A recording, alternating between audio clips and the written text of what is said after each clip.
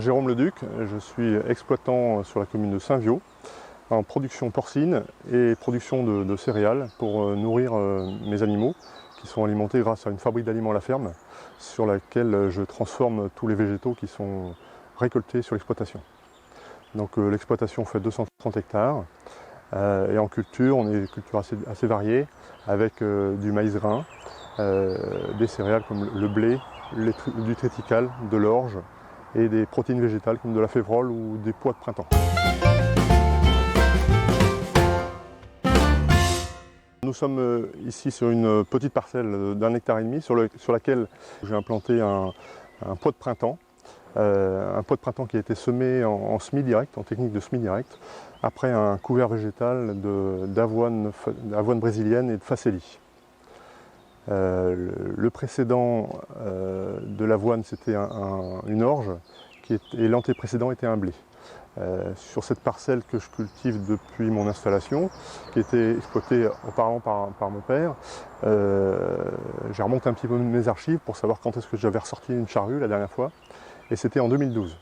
Et donc depuis 2012, il n'y a plus de travail du sol, où on ne bouleverse plus le sol sur cette parcelle, de manière à maintenir en surface le maximum de débris végétaux pour alimenter et nourrir le sol. Suite à la récolte d'orge sur le précédent, j'ai installé un couvert végétal en fin d'été 2019. Donc l'objectif était de couvrir le sol tout l'hiver. Maintenant on a une obligation réglementaire, mais il faut voir au-delà de l'obligation réglementaire l'intérêt pour le sol de le couvrir en permanence. Ça permet ainsi de réduire l'érosion des sols. Parce que lorsqu'on laisse un sol nu tout l'hiver, forcément il s'érode avec le vent, l'érosion éolienne et l'érosion par les eaux de pluie.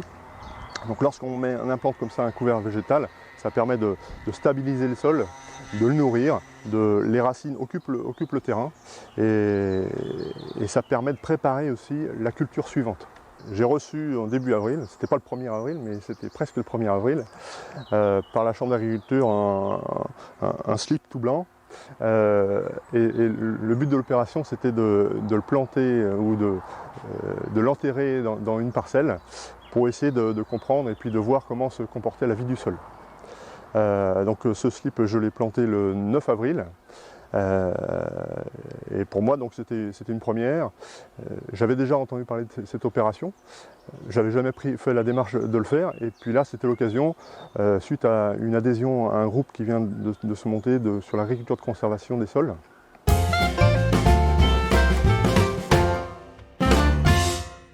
Alors on a déconfiné le slip.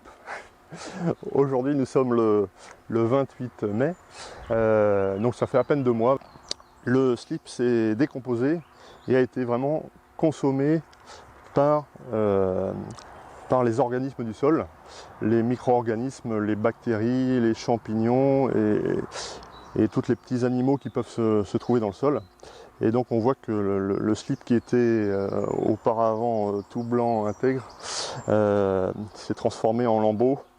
Voilà. Donc je suis plutôt assez étonné et agréablement surpris de ce résultat. Je ne m'attendais pas à avoir un résultat aussi significatif. J'avais choisi pourtant une parcelle, c'est vrai, dans laquelle je me doutais que la vie du sol était assez bonne. Mais je ne pensais pas que c'était à ce point. Je pense que plusieurs facteurs peuvent expliquer ce niveau de dégradation. J'ai arrêté le labour depuis déjà presque 10 ans. J'ai favorisé ou j'ai entretenu en surface des débris végétaux pour pouvoir permettre l'alimentation, nourrir les bactéries, nourrir le sol, permettre aux vers de terre d'aller chercher ce qu'ils ont besoin en surface. J'ai essayé de travailler pour pouvoir améliorer cette vie du sol. Ça permet aussi de nourrir la plante qu'on installe sur la parcelle.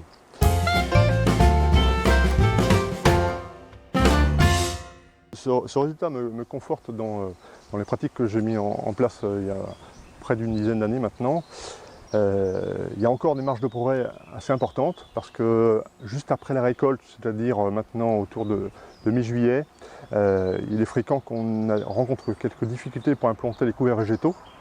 Quand on est obligé de semer plutôt fin août, lorsque les premières pluies peuvent arriver, ou suite à une pluie qui peut arriver dans le courant d'été. Mais on a une période encore d'1 mois, 1 mois et demi, 2 mois parfois, pendant laquelle le sol n'est pas couvert. Donc mon objectif demain est d'essayer de couvrir le sol aussitôt la récolte, et peut-être de lui faire succéder un deuxième couvert végétal, pour encore nourrir un peu plus ce sol, et préparer ainsi encore mieux la culture qui arrivera au printemps suivant. Je mets en place les semis directs sur un certain nombre de parcelles, et je souhaite encore développer cette technique qui permet aussi, dans l'hiver, fréquemment, d'avoir, même après des pluies importantes, d'avoir une portance du sol qui est plutôt vraiment favorable par rapport à des techniques de labour dans lesquelles on perd la structure du sol. Lorsqu'on implante comme ça des couverts ou des cultures en semi-direct, on a tout le temps, quasiment tout le temps, toute l'année, une bonne portance du sol. On pourrait même y aller en soulier quasiment en plein hiver.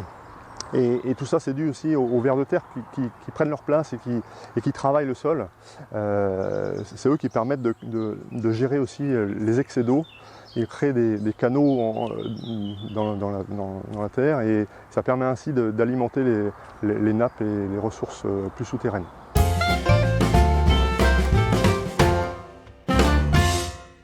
Pour cette opération, c'est sûr que j'ai été vraiment intéressé et plutôt emballé, parce que c'était un sujet sur lequel je m'étais déjà penché il y a quelques temps.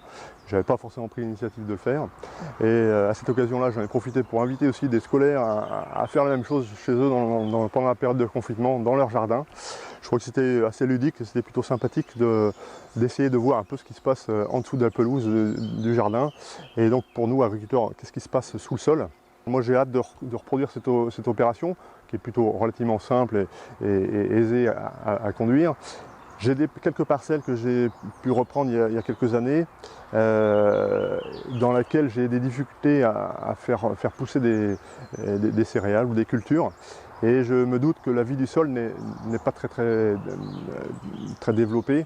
Et donc je souhaite renouveler cette opération pour constater et vérifier que vraiment il y a un déficit de vie du sol, et je vais utiliser différents moyens pour apporter peut-être de la matière organique en surface. Alors refaire des couverts forcément pour nourrir le sol, et peut-être aussi apporter des matières organiques, des débris, des déchets verts par exemple, du compost de déchets verts ou des choses comme ça, pour pouvoir essayer d'enrichir un peu rapidement et permettre le développement de la vie du sol. Et il y a aussi des analyses de sol qui peuvent nous aider, nous conforter là-dessus. Et donc un premier indicateur, ça peut être celui-ci, c'est quand même d'un budget très modeste. Ça permet tout de suite rapidement d'avoir un retour, et puis après on peut pousser un peu plus loin l'étude avec des études forcément scientifiques et identifier l'origine du problème.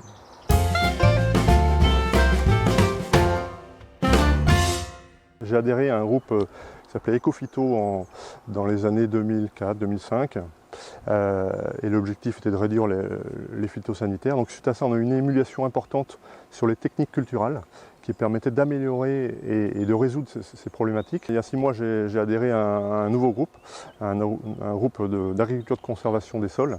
Ce sont des agriculteurs qui s'intéressent à la vie du sol. Aujourd'hui, on se promène sur un sol sans forcément savoir ce qui se passe dessous, et ça vaut le coup de s'y pencher au sens propre comme au sens figuré. Et donc au sein de ce groupe, il y a une forme d'émulation un petit peu où chacun essaye, et c'est un couvert végétal, et c'est une technique un peu différente, essaie de couvrir le sol le plus longtemps possible, avec aussi des problématiques ou des besoins différents. Moi, mes besoins premiers, c'est de nourrir mes animaux. D'autres, ça va être faire du pain panifiable pour nourrir la population. Il y a beaucoup d'échanges au sein de ces groupes, et c'est plutôt motivant d'adhérer à ces groupes dans lesquels des gens veulent faire évoluer les choses. Ne se contentent pas de reproduire ce qu'on a pu faire dans le passé, ou l'agriculture à papa par exemple, mais c'est essayer de voir qu'est-ce qu'on peut faire demain pour améliorer l'érosion des sols, l'érosion éolienne, la structure du sol, la vie du sol, la vie du sous-sol.